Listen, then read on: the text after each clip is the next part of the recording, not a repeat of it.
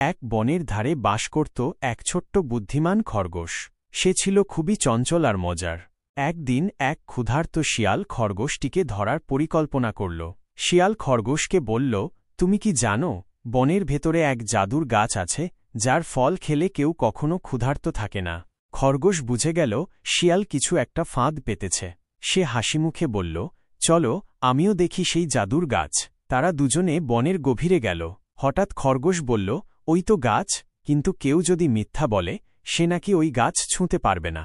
শিয়াল আত্মবিশ্বাসের সাথে গাছে হাত দিল, আর তখনই খরগোশ পেছন থেকে এক ঝুড়ি পাতা ফেলে দিল শিয়ালের গায়ে। শিয়াল ভয় পেয়ে দৌড়ে পালাল। খরগোশ হেসে বলল, বুদ্ধি থাকলে বনেও নিরাপদ থাকা যায়।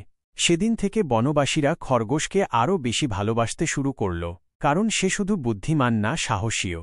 শিক্ষণীয় বিষয়, বুদ্ধি আর সাহসে সব বিপদ জয় করা যায়।